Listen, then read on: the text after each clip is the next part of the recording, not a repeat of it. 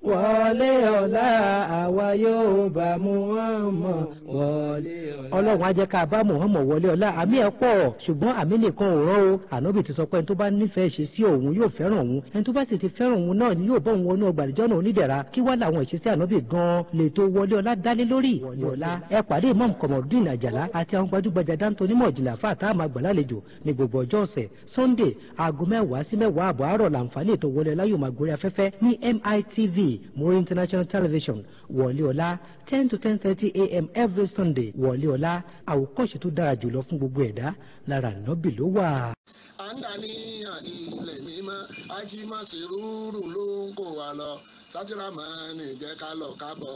ọ̀rẹ́ báàjì lè máa yà lárọ̀ kẹ̀kẹ́ fọ́ọ̀mù iléeṣẹ́ kan náà ló gbà fúnra ẹ̀ àti àwọn tó kù tẹ́jọ́ ń lọ dípò iléeṣẹ́ ọ̀tọ̀ọ̀tọ̀ tẹ máa ń bá lọ tẹ́lẹ̀ rí. kò lè ṣe kó má rí bẹ́ẹ̀ mo ti lọ sí ájì tó ń ti ń múra ó tójọ́ mẹ́ta tọdún tó kọjá tí mo tẹ̀lé ájì mọ̀sùrù lọ yà lára ọ̀tọ̀ àfáà mi kan ló já mi sí. ájì mọ̀sùrù travels and tours limited ilé tó fini lọ́kàn balẹ̀ oúnjẹ méjì lójúmọ́ fẹ́yàn tó bá sanwó ẹ̀. pọ́ọ̀sì ọlọ́yẹ ló ń gbé alọ́gbé àbọ̀ fún sìárà àtọ́lẹ́dẹ̀ nàìjíríà ni wọ́n ti fèbèrè ọlọ́ọ̀sí wa lọ́kà. wọ́n ní ájì dàbí ìrun ọ̀ràn yẹn wákàtí 5 ni kì í ṣe fúnfẹ́ fẹ́rìtì. wò ó ṣé kí n mọ́tọ̀ I can recommend Hajj Masuru for any Muslim for the fear of Allah, good welfareism and sincerity. ìtẹ̀gbàgbà iléeṣẹ́ Hajj Masuru wà. wọn ò lè gbowó ẹnikẹ́ni sá lọ. àwọn ènìyàn ti ń sanwó umrah Ramadan 2020 wọ́n máa gbéra ní May 10 wá dé ní May 25th wọ́n sì gbéra Hajj ní July 20 wá dé ní August 10. kàn sí wọn ní mọ́ṣáláṣí àjàdílẹ̀wà Central Mosque 24 Tokunbo Street Lagos Island ìpínlẹ̀ Èkó. ẹ pè Amir Komorudeen Àjàlá sórí 08023364653 08023364653. Hajj Masuru ẹni tó mọ̀nà ló yẹ ká tẹ̀lé.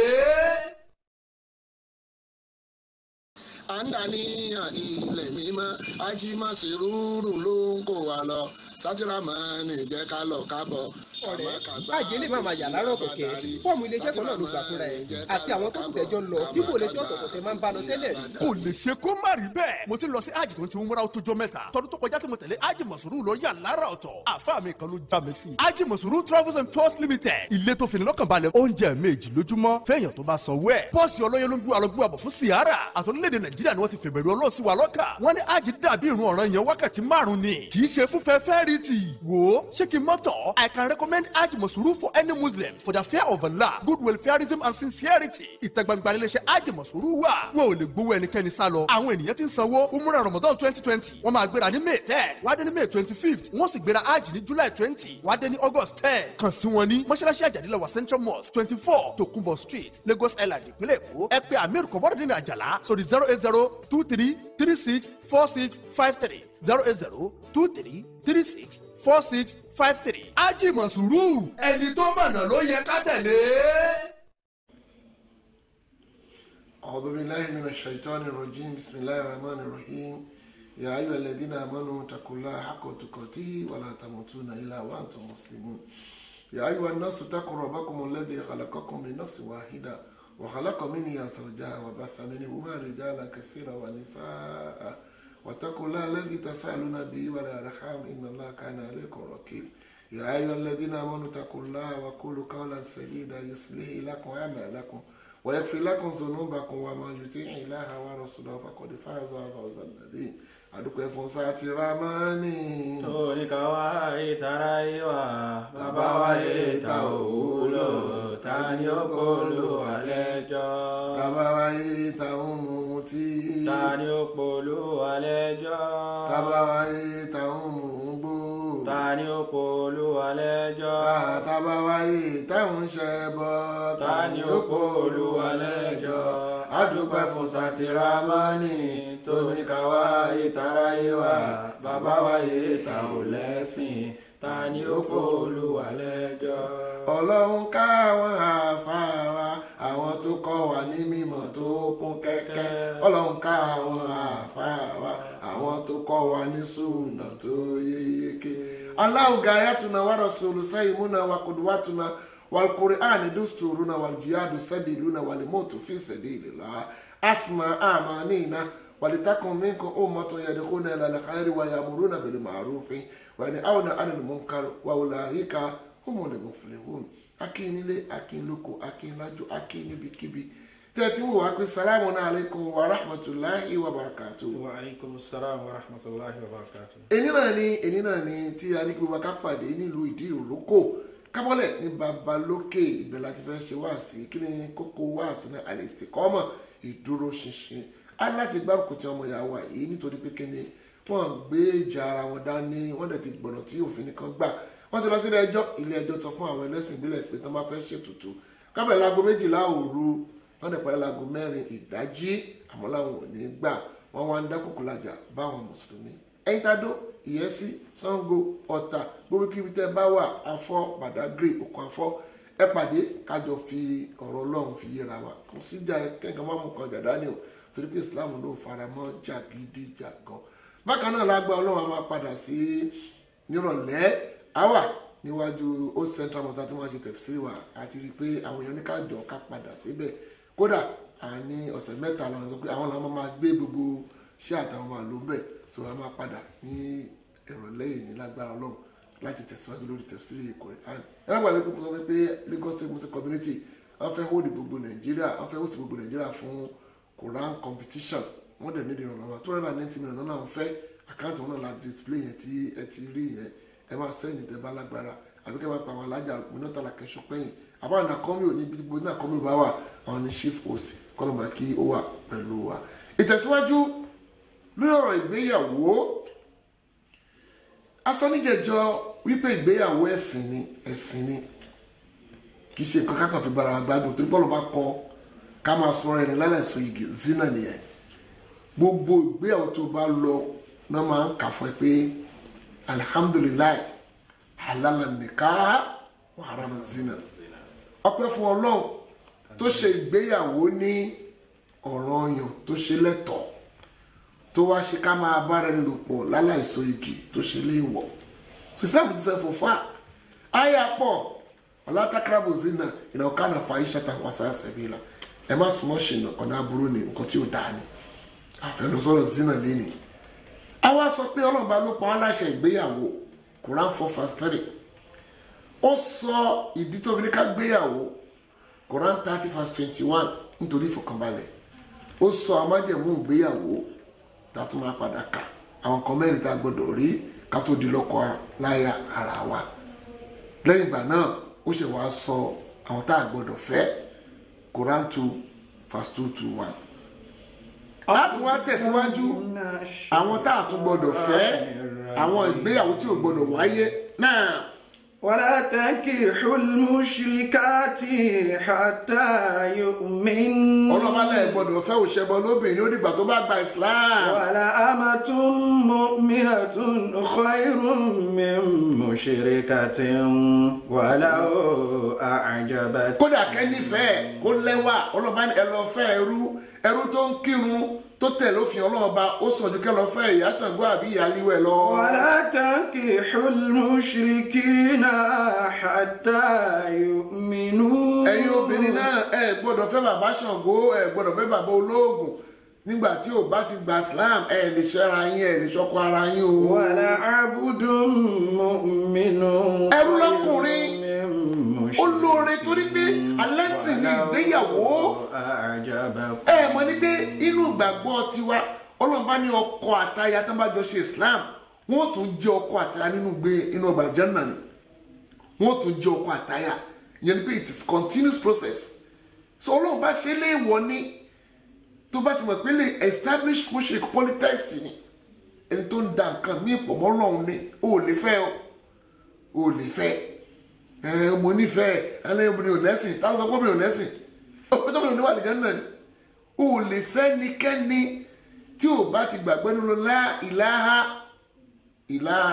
pé kò sọ nìkan kan àyàfi Allah nìkan òun náà ni wọ́n ń pè ní God capital G òyìnbá ń pè ní Elédùmarè Ọlọ́run òun náà ló ń jẹ́ bẹ́ẹ̀ Ubangiji Òfúṣùkúdì lọ́dọ̀ àwọn oníyìnbó Ọlọ́ọ̀bá nìkan ni lára àwọn ẹ̀ta àtún lè fẹ́ oní Quran 4:19 ìgbéyàwó tọ́lọ́ba ò fọwọ́ sí ọlọ́ba ní ẹ má fẹ́ àwọn obìnrin ẹ má jogún obìnrin. Ya ayyuhalladhina amanu. Quran 4:19 لا يحل لكم أن ترثوا نساء كرها نساء كرها. kò sí tán jẹ́ pé wọ́n ṣùgbọ́ ìwọ tó bá ń gbọ́ mi lénìí tán tẹ́ wọ́n ṣu ẹ lópo nìyẹn ti kọjá àìmọ̀kan nìyẹn. níjọ́ tí ọkọ obìnrin bá ti kú ìdí yẹn ti parí. o ẹ̀ńtáìtù tó bá wù ẹ́ o lè fẹ́ lòmí nínú agboolé wọn, o lè fẹ́ lòmí nínú ìran wọn, o lè fẹ́ lòmí nínú ìlú wọn, o lè lọ síta kó lọ fẹ́ lòmí. lẹ́ẹ̀kan sí ìjọ́ tọ́kọ obìnrin bá ti kú ìdí yẹn ti parí.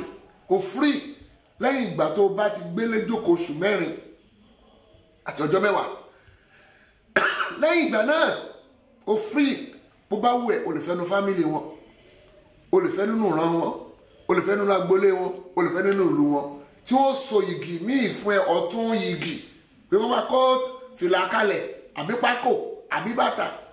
Ọlọ́run bá ní ìgbà ìmọ̀kan nìyẹn wọ́n ń jogún obìnrin ò sínú ẹni tá à ń jogún. Allah has given women freedom. After the death or demise of their husband, they are free to remarry. ولا تعدلوهن لتذهبوا ببعد ما. ẹ má wàá fara ni wọ́n pé wọ́n àgbà kẹjogún àwọn, ẹ má fara ni wọ́n o. إلا يأتينا بفاحشة مبينة. ẹ má fara lóbìnrin o. wọ́n ní ilẹ̀ ibòmíì wọ́n á fa àwọn orí ẹ̀ wọ́n lọ ti sínú inú eérú. ìmí wọn ni kó wọ́n bú yẹ̀pẹ̀ orí sàárè ọkọ̀ ẹ̀ wọ́n àdá sọ wọn ni kó máa mú gbogbo kátikàti Islam faramọ́. nígbà tẹ́ fi àjẹ́ tó pọ́kọ̀ ẹ kú tó fẹ́ pọ̀ náà ló kú kó yẹ máa bẹ̀ àjọpọ̀ ẹ̀. Islam ti free ẹ̀yin obìnrin sọmọ pé tó mo nífẹ̀ẹ́ Àyìndé, mo nífẹ̀ẹ́ Àlàbí, mo nífẹ̀ẹ́ Àdìó, àmọ́ yìgì ti ṣe kíni ó ti parí. ilé yín ẹ̀ ń tọ́jú mi, ilé yín ẹlẹ́sìn ní yín, ilé yín ẹ̀ dáadáa ní ẹjẹ́ ìwé ni tó wù mí àbí ẹ fi mí lẹ̀ kí n lọ fẹ́ lómi. kò ní kó má pín ogún, kò ní kó má wá àwọn ọmọ ẹ̀. àkọ́kọ́ nìyẹn a kì í jogún obìnrin. Quran 4:19. ẹ tó bá jogún obìnrin ní tipátipá ó ṣègbéyàwó tóbìnrin yẹn bá gbà fún ẹ pẹ̀lú àìmọ̀ kan kò lẹ́ṣẹ̀. wàá so igi míì fún ni ẹsẹ̀ bẹ̀rẹ̀ gbèsè ayé yín. ọkọ rẹ̀ tó àkọ́kọ́ ó jẹ́ ẹ̀gbọ́n rẹ ni o, ó jẹ́ àbúrò rẹ ni o, ìyẹn ti parí. ọlọ́ba ní ẹ lè jogún obìnrin o, ìyẹn làkọ́kọ́. nínú tá a tún gbọ́dọ̀ fẹ́ Quran 4:22 ìyẹn náà kì í ṣe marriage, kí ló wà ń bẹ̀. ولا تنكحوا ما نكح آباؤكم من النساء إلا ما قد سلف. Quran 4:22 ẹ lè fẹ́ yàwó bàbá yín o. oníkà kò ó possible ó pọ̀ because àwọn bàbá mi marry at late age bóyá wọ́n ti wọ 70 àbí wọ́n ti wọ 80 wọ́n dẹ̀ wà agile.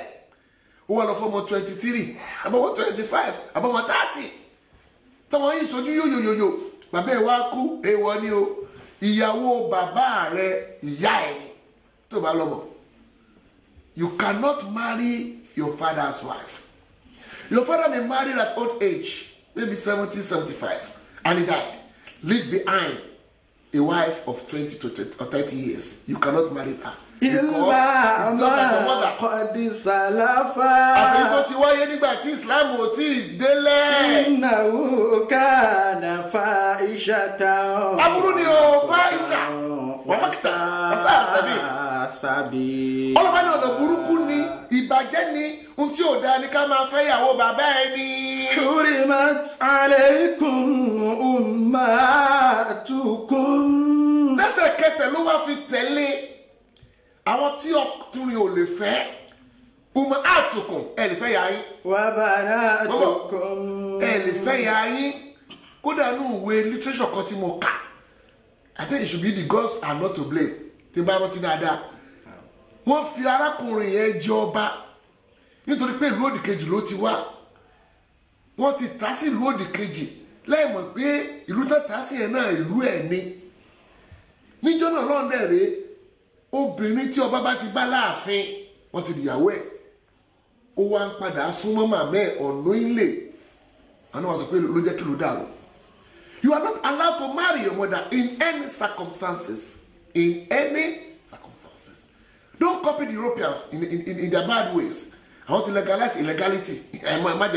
Bestiality, when they come and say, I think I'm about error consum. Want to legalize lesbians, or gay, want to legalize, one so one pop. That one is just me.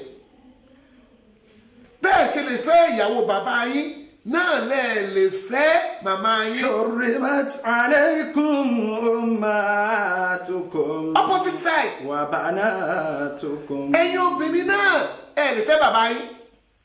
Ẹ lè fẹ́ bàbá yín no matter how kò sí tó lè fà.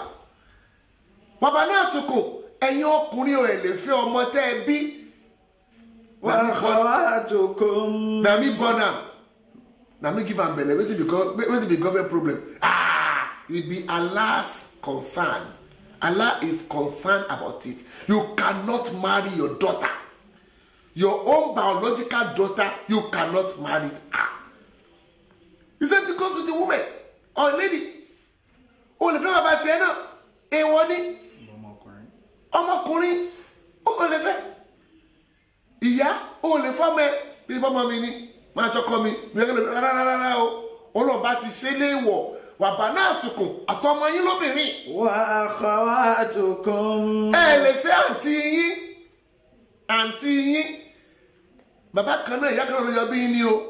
Bàbá kan náà ìyá ọ̀tọ̀ọ̀tọ̀ ni o. Àǹtí yín, you cannot marry your sister in any way. Wa ammatukum. Ammatukum ìyẹn ni pé ọmọ obìnrin tó jẹ́ pé ti màmá yín ni. Àǹtí màmá yín ẹ lè fẹ́ èèwọ̀ ni. Wa khalatukum. Ọmọ obìnrin tí bọ̀dá yín bí ẹ lè fóun náà. Wa banatul akhi. Ọmọ obìnrin wa banatul akhi. Ọmọ obìnrin bọ̀dá yín ẹ lè fẹ́. Ọmọ obìnrin bọ̀dá yín ẹ lè fẹ́. Wa banatul ukhti. Ọmọ obìnrin àǹtí yín ẹ lè fẹ́. Máa gbọ́ o. Ẹ lè fẹ́ màmá yín. Ẹ lè fẹ́ ọmọ yín lóbìnrin. Ẹ lè fẹ́ àǹtí yín. Ẹ lè fẹ́ ọmọ ẹ̀gbọ́n yín lọ́kùnrin. Ọmọ ẹ̀gbọ́n yín lóbìnrin náà ẹ lè fẹ́. Lọ ká dáadáa Quran 4:23. Àwọn forbidden marriage nìyẹn. Wa ummatukum allati arda'anakum. Àti ọmọbìnrin tó fún yín ní ọyàn. A lady that breastfed you, you cannot marry her because in as much that she has breastfed you, she's now your mother. Wa akhawatukum. Nígbà tó máa ń gbé ọmọ sọ́dọ̀ àwọn nání, àwọn nursing mother, kódà tó bá pé ìgẹ́ kan péré ló mú nínú ọyàn rẹ̀, ó lè fẹ́. You cannot marry a woman that breastfed you.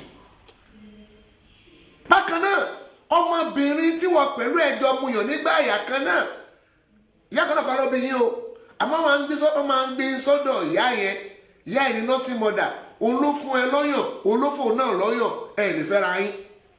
Quran 4:23. That's to show you that Islam is a way of life, not a religion that's confined to the four walls of a mosque. No, it deals with everything in entirety. Gbogbo kan ló dá sí. The do's and don'ts. Or be a marriage. No. Who you should marry, why you should not marry, what is not allowed in your marriage. Everything has been explained by the Holy Prophet Muhammad sallallahu alaihi wasallam and in the Quran Karim. Ọmọbìnrin tó ń jọ breastfeed yín ẹ lè fẹ́ o. Kò sí dúró. Kò ìdúró ń bẹ̀. Ọmọbìnrin tẹ́yìn méjèèjì jọ muyàn nígbà àyà kan náà ọlọ́ba lè fẹ́ ra yín. Bákan náà lè fẹ́ ọmọbìnrin tí ìyàwó kan gbé wálé ẹ̀ wá fẹ́. Ìyàwó tó fẹ́ ti bímọ fún yàn kan rí. Ó ti bímọ obìnrin síbì kan. O lè fẹ́ ọmọbìnrin yẹn mọ́. Ilá àyàfi tó bá ṣe wípé o tí ìwọlé tó màmá tiẹ̀ ẹ ìwà lórí pé ẹ ń ṣe kí ni o ẹ ń dúnàdúrà. Ìyá ẹ ló kọ́kọ́ rí ló kọ́ fẹ́fẹ́. So ìjọ kan màmá yẹn wá rán ọmọ ẹ̀ sí ẹ.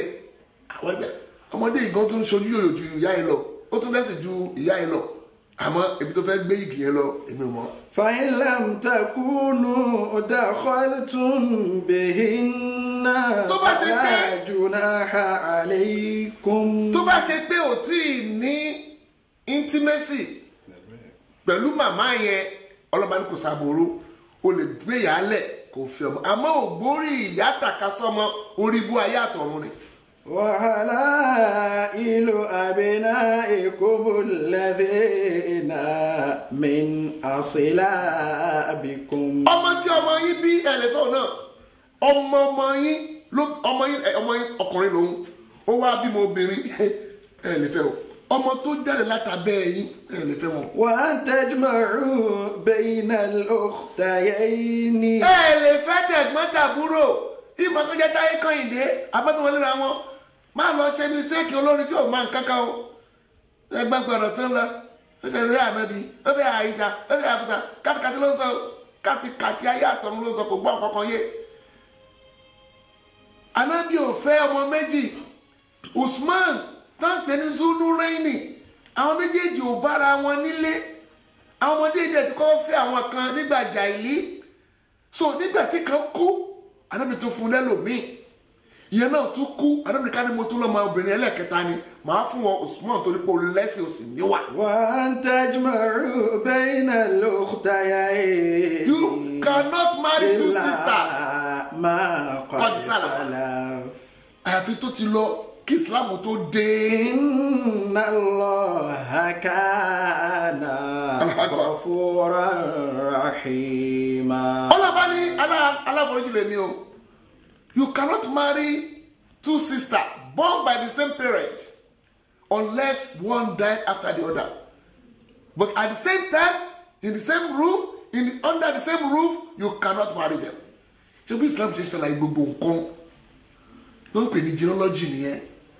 Àwọn tẹ́ ẹ lè fẹ́ ló ń ṣàlàyé láti orí Quran 2 verse 221, Quran 4 verse 19, Quran 4 verse 22, Quran 4 verse 23 òun là ń ṣe kí ni là ń ṣàlàyé lọ yìí. Àwọn tẹ́ ẹ lè fẹ́ nìyẹn. Àwọn tẹ́ ẹ lè fẹ́ nìyẹn.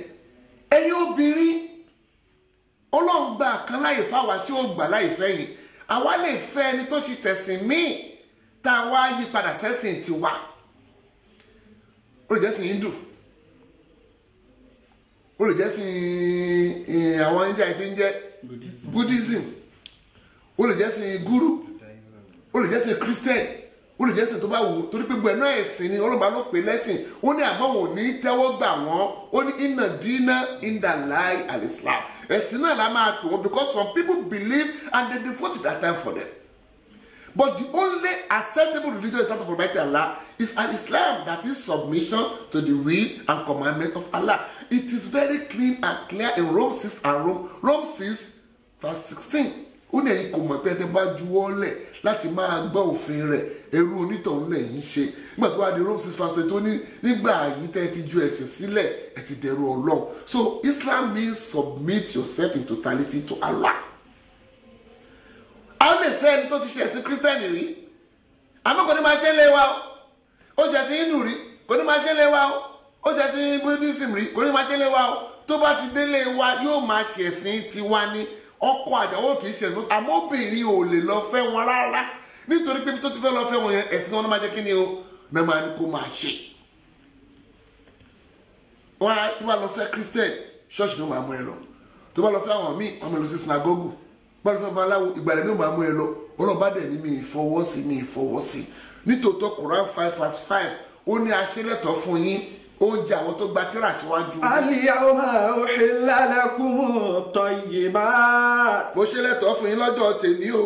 Wa ta'amul ladhina utul kitaba hillul lakum. Àwọn tí wọ́n gba tírà síwájú wọ́n lè dáná oúnjẹ lè jẹ oúnjẹ wọn tó bá ń pè tí wọ́n pa kì í ṣàrámù.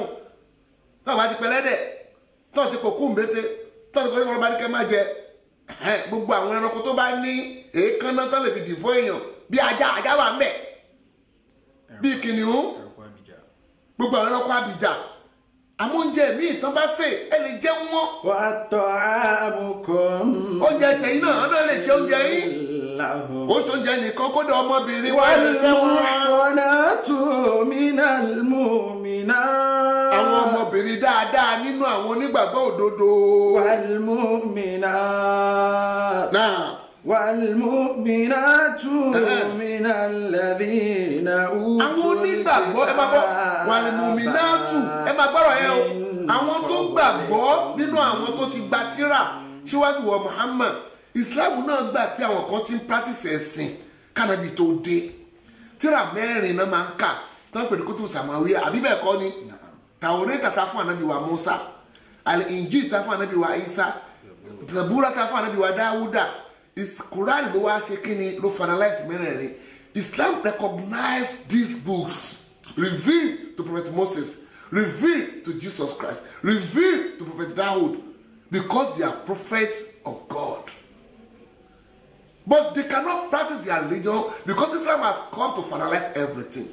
So ẹ̀yin tá a fi mọ̀ sọ bẹ́ẹ̀ ni pé ọ̀pọ̀lọpọ̀ títọ́ la máa ń gbà ọmọ yín ẹ kọ́ wọn lẹ́sìn pé márẹ́jì ẹ̀sìn ni tó bá wá yàwọ́ ẹ fi ilẹ̀ ẹ mú lọ síbòmíì ẹ má pe àáfàá wá so igi ọmọ yín tó ti fò lọ sínú ibòmíì àáfàá mi máa tijú yín ìmí ebi ń pa ìmí ọ̀rọ̀ òye ọlọ́ọ̀bá ò allow interreligious marriage in Islam. والمحصنات من الذين أوتوا الكتاب من قبلكم ọkọ̀ tó lọ síwájú yín. إذا آتيتموهن أجورهن tẹ́ bá ti fún wọn lówó sàdáàkì محسنين ní ti dáadáa gbígbé ẹ̀fọn lórí àbẹ́ ni ẹ̀ẹ́dẹ̀ ní mo fún aṣáwó mo fún lówó náà mo fún lówó sábìsì rárá o ọlọ́ọ̀bá ni ẹ fún wọn lówó ní ti dáadáa. إذا آتيتموهن أجورهن محسنين غير مسافحين. àwọn ìgbéyàwó tọ́lọ́ba fọwọ́ sí nìyẹn ò là ń kà yìí o èyí tó fọwọ́ sí lélẹ̀ àti kọ́ka èyí tí ò fọwọ́ sí èyí tí ò fọwọ́ sí àti kàlá torí Quran 2:221 Quran 4:19 Quran 4:22 Quran 4:23 Quran 5:5 ó fọwọ́ sí fọ́kùnrin kó fẹ́ obìnrin tó ti ṣẹ̀sìn míì rí àmọ́ ìwọ wà ń bẹ̀ o Sayyidina Umar ó ní ìwọ wà ń bẹ̀ o ẹ̀mọ̀yàn náà ló padà kú tóbi ẹ̀ padà wá sọ́lé ẹ̀dílé ẹlẹ́sìn mi o àfẹ́ dárúkọ o ọmọbìnrin mùsùlùmí pọ̀ tó lè fẹ́ o tó bá níbi ló kà lọ sí companion lọ sí criterion lọ sí muminat lọ sí TMC lọ sí MPAC olótùkù lọ sí MSS àwọn ẹgbẹ́ nìyẹn ẹgbẹ́ wà ní Islam ẹgbẹ́ wà lọ fẹ́yàwó lápẹ́wé ló ń wà wọ́n dẹ̀ tó fáì níbi kàtígórì tiẹ̀ àwọn tí àwọn ẹgbẹ́ ọkàn wa wà kì í ṣe èèwọ̀ a máa kọ́ oní Quran 24:3 yẹn ni pé oníṣìná prostitute tàbí pé oníṣìná lélẹ̀ ẹ̀ tó yẹ kó òun fẹ́ ẹlẹ́bọ ni fẹ́ kí wọ́n mùsùlùmí fẹ́ wọn. azani la yankihu illa zaniyatan. a tẹ̀síwájú níjọ́ mẹ́jọ lágbára lọ. oníṣìná ta ló yẹ kó fẹ́ ọlọ́ba ni kò fẹ́ lẹ́bọ̀ torí pé ẹni mímọ́ ló máa ń fẹ́ ni mímọ́ ẹni ìdọ̀tí ló máa ń fẹ́ ni ìdọ̀tí Islam ti yanjú ẹ o wallahi alazim tó bá débi tán tí mo gbó wà rọ́kùnrin àrọ́bìnrin kan ẹ̀yà fẹ́ra yín ibi tán tí mo gbogbo ní junction wọn náà ṣe máa rí wọn obìnrin wọn bẹ ọkùnrin wọn ẹ̀fẹ́ra yín kò síjà mbẹ kò ní sí wàhálà rárá ọlọ́ba ní kí mùsùlùmí kò fẹ́ mùsùlùmí iná máa fi parí ẹ̀ iná muslimina wal musliman wal mu'minina wal mu'minat wal qanitina wal qanitat wasadiqina wasadiqat ọlọ́ba ti yanjú ẹ̀ ó ti yanjú ẹ̀ ó fún wa ní tiwa ó fẹ́ iná tìyín ó fún yẹn tìyín àwọn bàbá wa wọ́n ní àníyàn fẹ́ wa ẹlẹ́hùngbẹ́ á ṣàwa náà ò fa aṣẹ́wó àníyàn fẹ́ wa ẹlẹ́hùngbẹ́ á àwa náà ò fa aṣẹ́wó. oníláwà ní onírùngbọ̀n lọ́kọ́ ọmọge o oníláwà ní onírùngbọ̀n lọ́kọ́ ọmọge. jálúbábà aṣọ oge ni jálúbábà aṣọ súnà ni so káwárà àfáà kan kíyàwó máa wá lo wíìgì kò tán pè lásàsí gangan nìyẹn o tọ́ba ní àfáà ẹ̀ má sàsí àfáà tẹ́bá pé ìyàwó ẹ̀ ń bóra ìyàwó ẹ̀ ń lo wíìgì ó òun attachment àṣàṣì ni wọ́n ti ṣàṣà àfáà yẹn ni èdè mú ni o èdè ló mú o àfáà tí ò bá fẹ́ ìyàwó tó ń borí ábọ̀ tí wọ́n fẹ́ gbẹ̀ àfikà bá bí ọlọ́run kọ́ ṣe rúkìá fún gbogbo àfáà tí ò bá ti appreciate ìborí kò appreciate ẹ̀ àjọ̀nú ló ń bàjá o lọ́rùn ní ọ̀sẹ̀ tó ń bọ̀ à tẹ̀síwájú àwọn tá a lè fẹ́ tọ́lọ̀ bá fọwọ́ sí àtàdúrà tó ní ká máa ṣe fún ìgbéyàwó tuntun adúpẹ́ pẹ̀ntẹ́jú olùgbọ̀wọ́ ètò wa má gbàgbé a ní tí owó wa bá pé 1 million by October ending àádúró díẹ̀ kéètò ká má bàa jẹ gbèsè tágbà ìwọ̀n òní ká má mọ̀ pé ọlọ́ba ṣe ẹjẹ́ wa náà ẹranṣẹ́ ọlọ́ba lọ́wọ́ intansoro la yansorokun wẹ̀sàgbẹ̀t akidàmọ́ subhana rabbika rabbil izzati amma yasifun wasalaamu ala al-mursalin walhamdulillahi rabbil alamin ẹ má gbàgbé o wípé àwọn èèyàn wà báyìí ní ìdí ìrókò tí a ń bá wà sí lórí Al-Istiqomah bákan náà nírọ̀lẹ́ ẹ pàdé wa níwájú Old Central Mosque ní Lagos Island kọlọ́ba kó ṣe bù ẹ ní ìrọ̀rùn umura alọ ní May 10 adé ní May 25 ají alọ ní July 20 adé ní August 10 kọlọ́ba kó ṣe bù ẹ subhana rabbika rabbil izzati amma yasifun wasalaamu ala al-mursalin walhamdulillahi rabbil alamin. àǹdàníyàn ilẹ̀ mímọ́ ajímọ̀sírúurú ló ń kó wa lọ sátìrámọ́ni jẹ́ ká lọ kábọ̀. ọ̀rẹ́ bájẹ́ lè máa ma yà lárọ̀ kẹ̀kẹ́ fọ́ọ̀mù iléeṣẹ́ kan náà ló gbà fúnra ẹ̀ àti àwọn tó kù tẹ́jọ́ ń lọ dípò iléeṣẹ́ ọ̀tọ̀ọ̀tọ̀ tẹ máa ń bá lọ tẹ́lẹ̀ rí. kò lè ṣe kó má rí bẹ́ẹ̀ mo ti lọ sí ájì tó ń ti múra ó tójọ́ mẹ́ta tọdún tó kọjá tí mo tẹ̀lé ájì mọ̀sùrù lọ yà lára ọ̀tọ̀ àfáà mi kan ló já mi sí. ájì mọ̀sùrù travels and tours limited ilé tó fini lọ́kàn balẹ̀ oúnjẹ méjì lójúmọ́ fẹ́yàn tó bá sanwó ẹ̀ pọ́ọ̀sì ọlọ́yẹ ló ń gbé alọ́gbé àbọ̀ fún sìárà àtọ́lẹ́dẹ̀ nàìjíríà ni wọ́n ti fèbèrè ọlọ́ọ̀ sí wa lọ́kà wọ́n ní ájì dàbí ìrun ọ̀ràn yẹn wákàtí 5 ni kì í ṣe fún fẹ́fẹ́ rí ti wò ó ṣé kí n mọ́tọ̀ I can recommend ájì mọ̀sùrù for any Muslim for the fear of Allah good welfareism and sincerity ìtẹ̀gbàgbà iléeṣẹ́ ájì mọ̀sùrù wà wọn ò lè gbowó ẹnikẹ́ni sá lọ àwọn ènìyàn ti ń sanwó umrah Ramadan 2020 wọ́n máa gbéra ní May 10 wá dé ní May 25th wọ́n sì gbéra ájì ní July 20 wá dé ní August 10 kàn sí wọn ní mọ́ṣáláṣí àjàdílẹ̀wà Central Mosque 24 Tokunbo Street Lagos Island ìpínlẹ̀ Èkó ẹ pè Amir Kọ̀bọ́dúndín Àjàlá sórí 08023364653 08023364653 ájì mọ̀sùrù ẹni tó mọ̀nà ló yẹ ká tẹ̀lé.